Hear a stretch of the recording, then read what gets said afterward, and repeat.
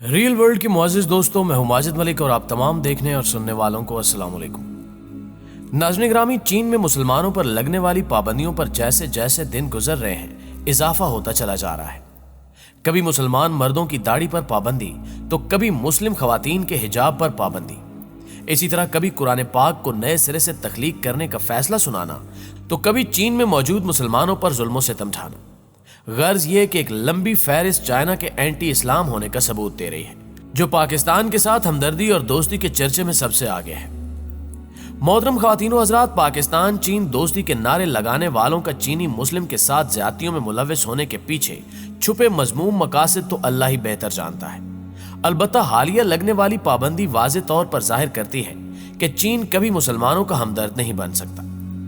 حال ہی میں چینی حکام کی جانب سے مسلمانوں کے خلاف جاری کریک ڈاؤن میں تازہ ترین کارروائی کے طور پر جو عمل کیا گیا، اس میں بیجنگ میں موجود تمام دکانوں سے عربی نشانات اور اسلامی علامات ہٹانے کا حکم شامل ہے۔ یہ معاملہ اس وقت پیش آیا جب حالیہ ہفتوں کے دوران چینی حکام کی جانب سے مختلف ریسٹورانٹس، کیفے اور کھانے کے ٹھیلوں کا دورہ کیا گیا اور وہاں سے عربی الفاظ میں لکھے حلال کے الفاظ اور اسلامی علامات جیسے کہ پہری کے چاند یعنی حلال کو ہٹانے کا حکم دیا گیا ہے۔ ان احکامات پر جائزہ لیتے ہوئے سننے میں آیا ہے کہ بیجنگ کی ایک نوڈل شاپ کے مینیجر نے بتایا کہ جس وقت انہیں حلال کے الفاظ کو چھپانے پر مجبور کیا گیا تو سرکاری افسران وہاں پر موجود تھے۔ مینیجر کا کہنا ہے کہ ان کا کہنا تھا کہ یہ غیر ملکی ثقافت ہے، آپ کو چینی ثقافت کو استعمال کرنا چاہیے۔ انہوں نے تعریبی کارروائی کے خطرے سے اپنا نام ظاہر کرنے سے گریز کیا۔ اسی طرح ایک اور حلال مذبح خانے کے ایک ملازم نے کہا کہ یہ نیا حکم اسلامی ثقافت کو مٹا کر رکھ دے گا۔ یہ ہمیشہ قومی اتحاد کی بات کرتے ہیں، ہمیشہ چین کی بین الاقوامیت کی بات کرتے ہیں، کیا یہ قومی اتحاد ہے؟ معزز دوستو، یاد رہے کہ اسلامی علامات اور شناخت کے خلاف یہ مہم 2016 میں اس وقت شروع کی گئی جب چین کی جانب سے 2 کروڑ مسلمانوں کو چینی ثقافت کے ساتھ جوڑنے کے لیے اقدامات عمل میں لائے گئے۔ یہ کریک ڈاؤن سنکیانگ کے صوبے میں زیادہ شدت کے ساتھ جاری ہے، جہاں تقریباً 20 لاکھ لوگوں کو ایسے کیمپوں میں رکھا جا رہا ہے جنہیں چینی تربیتی کیمپ کہا جاتا ہے۔ حالانکہ وہاں کے لوگوں پر مظالم کو واضح طور پر پوری دنیا جانتی ہے کہ کس طرح انہیں تو کبھی ان کیمپوں میں اسلام سے تائب ہونے تو کبھی کمیونسٹ پارٹی سے وفاداری کا حلف اٹھانے کا کہا جاتا ہے، یہاں تک کہ سور کا گوشت کھانے اور شراب پینے تک مجبور کیا جاتا ہے، جو اسلام میں سخت حرام قرار دیے جاتے ہیں۔ اور پھر جب ان چیزوں سے بھی دل نہیں بھرتا تو چینی حکام کی طرف سے کبھی مساجد کو نشانہ بنایا جاتا ہے تو کبھی نماز پر پابندی عائد کر دی جاتی ہے، جس کی ایک مثال اس وقت سامنے آئی جب چینی حکومت نے سنکیانگ صوبے میں ایک مسجد کو شہید کر کے اس کی جگہ پبلک ٹوائلٹ بنا دیے ہیں۔ یہ مسجد سنکیانگ کے علاقے اتوش میں واقع قصبے سنتاگ میں واقع تھی، جسے 2018 میں شہید کیا گیا اور 2 سال بعد اب وہاں پبلک ٹوائلٹ تعمیر کر دیے گئے ہیں۔ دوستو، اس علاقے کی سیٹلائٹ سے حاصل کردہ تصاویر میں دیکھا جا سکتا ہے کہ 2018 میں اس جگہ پر مسجد موجود تھی اور اب وہاں مسجد کی جگہ مبینہ طور پر ٹوائلٹ بنائے جا چکے ہیں۔ حالانکہ یغور کمیٹی کے سربراہ کا کہنا تھا کہ اس علاقے میں پبلک ٹوائلٹس کی ضرورت بھی نہیں تھی کیونکہ لوگوں کے گھروں میں ٹوائلٹ موجود ہیں، اس کے باوجود حکومت نے وہاں ٹوائلٹ بنا دیے۔ واضح رہے کہ اس سے پہلے چینی حکومت کی طرف سے مسلمانوں کے قبرستان ختم کر ڈالے گئے۔ 2019 میں سنکیانگ کی ایزنا مسجد بھی شہید کر دی گئی تھی اور وہاں ایک سٹور بنا دیا گیا تھا جس میں اب شراب اور سگریٹ فروخت ہوتے ہیں۔ اسی طرح ہوتن شہر میں بھی ایک مسجد شہید کر کے اس کی جگہ انر گارمنٹس بنانے والی فیکٹری بنا دی گئی ہے۔ یہاں تک کہ یغور ہیومن رائٹس کا کہنا ہے کہ ایک اندازے کے مطابق گزشتہ 3 سالوں کے دوران چینی حکومت 10 سے 15 ہزار مساجد شہید کر چکی ہے، جبکہ چائنا کے ایک شہر جسے ینچوان کے نام سے جانا جاتا ہے میں موجود خطے کی سب سے بڑی نن گوئن نامی مسجد کی صورت کو بھی بالکل تبدیل کیا جا چکا ہے اور اس مسجد کے تمام مینار اور گنبدوں کو مسمار کر کے ایک بازار یا پبلک پلیس کی صورت دی جا چکی ہے۔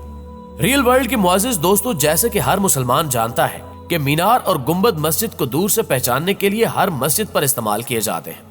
اگرچہ ابتدائی مساجد بہت سادہ ہوا کرتی تھی اور ایک منزلہ سادہ عمارت پر بھی مشتمل ہوتی تھی جن کے ساتھ کوئی مینار یا گنبد ضروری نہیں تھا۔ اسلام میں مسجد کے لیے صرف جگہ مخصوص ہوتی ہے مگر اس کے طرز تعمیر پر کوئی قدغن نہیں ہوتا، حتیٰ کہ کھجور کے تنوں کے ستونوں اور اس کے پتوں کی چھت سے بھی مسجد تعمیر ہوئی تھی، مگر وقت کے ساتھ ساتھ مسلمانوں کے وسائل بڑھتے چلے گئے اور انہوں نے اپنی ضرورت اور علاقے کی ثقافت کے مطابق مساجد تعمیر کی۔ مساجد میں مہنگے کام اور بلند مینار اور گنبد بعد میں بننا شروع ہوئی۔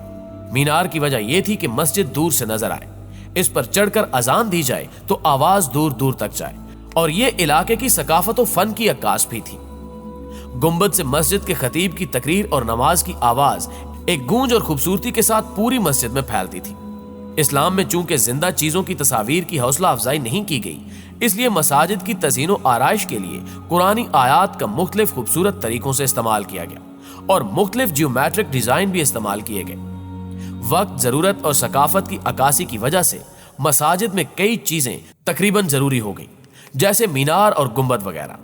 لیکن آج دیکھا جا سکتا ہے کہ صدیوں سے مینار اور گنبدوں والی مسجد کے رواج کو چینی حکومت کس طرح رون رہی ہے اور کس انداز سے اسلام کے خلاف اپنا زہر اگل رہی ہے۔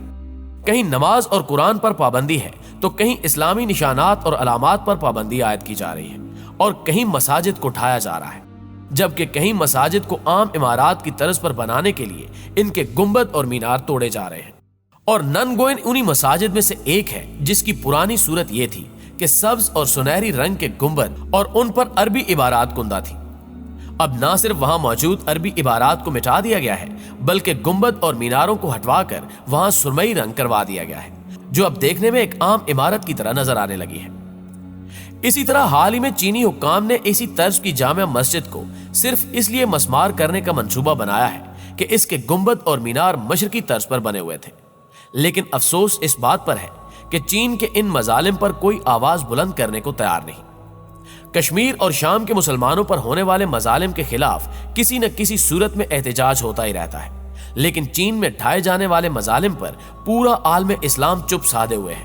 اور اگر کبھی کوئی ان پر آواز اٹھانے کی کوشش بھی کرے تو چینی حکام کوئی نہ کوئی وضاحتی بیان دے کر اسے چپ کروا دیتے ہیں، جیسے حالیہ پابندی پر وضاحتی بیان دیتے ہوئے ڈیرن ہیلر، جو کہ یونیورسٹی آف واشنگٹن میں اینتھروپولوجسٹ ہیں اور چینی امور کے ماہر سمجھے جاتے ہیں، کا کہنا ہے کہ چینی کمیونسٹ پارٹی اسلامی ثقافت اور عربی کو بے قابو غیر ملکی اثر و رسوخ سمجھتی ہے، جبکہ یہ بین الاقوامی طور پر بھی پرہیزگاری کی ایک قسم محسوس ہوتی ہے، اور ریاستی حکام کی نظر میں یہ اسلامی شدت پسندی ہے۔ وہ چین میں اسلام کو چینی زبان میں ہی دیکھنا چاہتے ہیں۔ پھر اس طرح چین کے قومی ارتھنگ امور کے کمشنر جاشی کا کہنا تھا کہ چین کے آئین میں تمام اقلیتوں کے حقوق کا تحفظ کیا گیا ہے۔ انہوں نے زور دیا کہ تمام حلال قوانین بیجنگ کی مقامی حکومت کا معاملہ ہے، جبکہ بیجنگ کی نسلی اور مذہبی امور کی کمیٹی نے بھی اس معاملے پر یہ کہہ کر بات کرنے سے انکار کر دیا کہ حلال ریسٹورنٹس کے بارے میں قومی سطح پر ہدایت نامہ موجود ہے، جبکہ ہر ملک اور ہر جگہ پر ہر انسان کو اس کی اپنی مرضی کی زبان بولنے کا حق حاصل ہوتا ہے۔ لہٰذا واضح طور پر عربی عبارات اور اسلامی علامات کو حذف کرنا چین کے اسلام پر حملے کا ایک نیا طریقہ ہے، جس پر زبردستی عمل کروایا جا رہا ہے، اور چینی لوگوں نے کافی حد تک اس پر عمل کر بھی لیا ہے، کیونکہ چین کے دارالحکومت بیجنگ میں کم از کم 1000 حلال گوشت کے ریسٹورنٹس اور دکانیں ہیں۔ لہٰذا کچھ دکانداروں نے عربی میں حلال کے الفاظ کی بجائے چینی زبان میں اس کے متبادل استعمال کر لیے ہیں، جبکہ کچھ نے اسلامی الفاظ اور علامات کو ٹیپ سے چھپا رکھا ہے۔